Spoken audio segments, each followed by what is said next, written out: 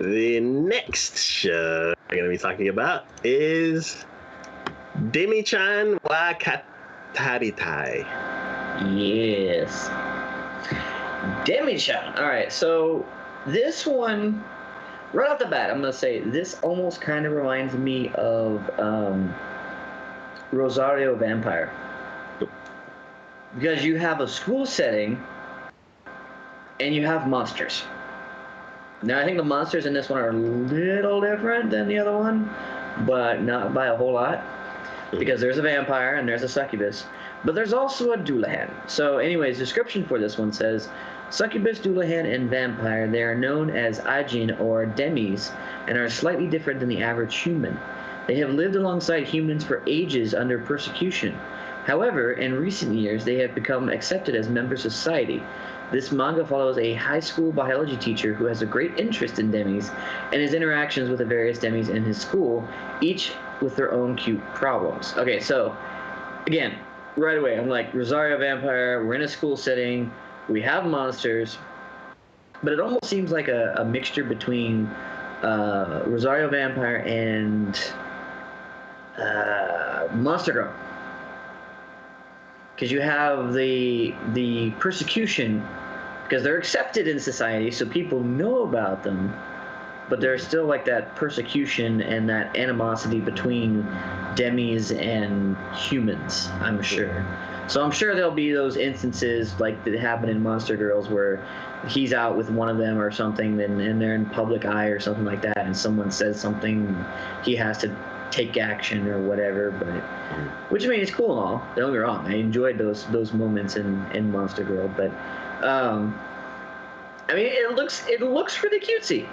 I'll say that it looks really cutesy looking. I mean, because all the characters, obviously, I think there's going to be something going on because I mean, come on, the main character, human character, is a guy, and he has all the Demis around him are female. It's like, really? Really? Can we set that up any more than that? I mean, seriously? And thankfully, they made the succubus looks like the PE teacher or something. So at least, I'm sure there'll be awkward moments dealing with that in some sexual reference form or whatever, but at least it's an older woman than like the high schoolers or whatever that he's having to deal with in his school. So I am thankful for that. This is done by A1 Pictures. Yes. So, I mean, again, it looks phenomenal, amazing. They do great deal with their animation, so I'm really appreciative of that. And again, really cutesy looking. But I mean, it seems like it could be worth a good comedy. So, we's worth a few laughs. Cool. Yeah, just like you were saying, and the description says that they have their own cute problems. So that's something that I'm always drawn to. Cute girls doing cute things. One thing that is cool is that I can only think of one show right now that had a Doulahan in it. Two. The Monster Musume. Yeah, that's Monster Girls. And Durarara. Yeah. And Celty from Durarara is like my favorite Doulahan of all time. So this Doulahan it.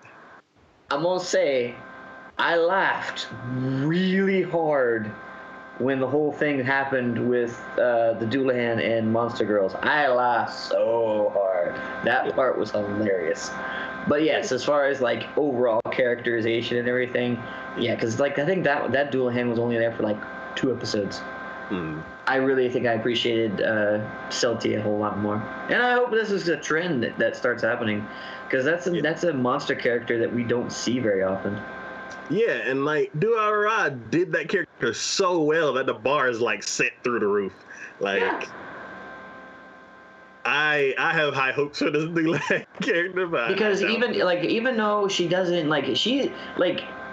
Celty's handicapped in a way because she doesn't have her head.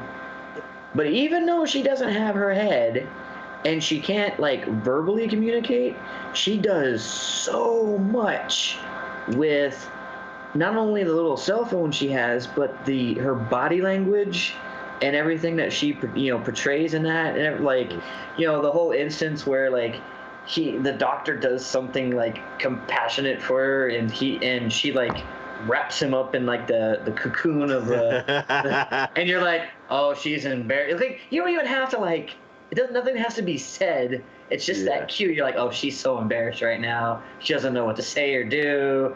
You're like, oh, that's adorable. But I mean, again, I think, yeah, you're right. The bar was set pretty high, but I think it's not something that's unreachable. Mm-hmm. Because again, she was handicapped. I mean, this one has a head and actually is communicating. So I'm sure, like, personality-wise, she's got to have something. Mm-hmm. I'm sure she's not gonna, like, pull out a scythe or anything like Celty does, but Yeah, that's what I'm curious about. As far as Doodle go, in Monster Musume, did the girl have a horse or any kind of scythe or anything? I don't remember. I'm not sure. Yes, as far as the horse goes, but I don't know about the scythe. Okay, because I'm not sure. She pulled that out.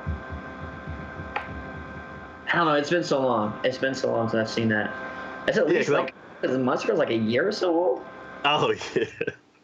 So I know. Anyways. Yeah, I know for sure that the horse is part of the story, and I'm not sure if there's like different mythologies for Doodle but the scythe is something that I'm not sure about. But I'm just curious, in this show, is she gonna have a horse? Is she gonna have some kind of scythe? Or Yeah. Yeah, I'm curious what she's gonna have. Oh yeah, no, I hope even though they have a sort of like look of being normal, I hope there is still like parts of them that will still retain that characterization of themselves. Even if it's like, because again, it's why it reminded me of Rosario, because like they have a vampire, they have a succubus, and they have like an ice woman or whatever. Mm-hmm.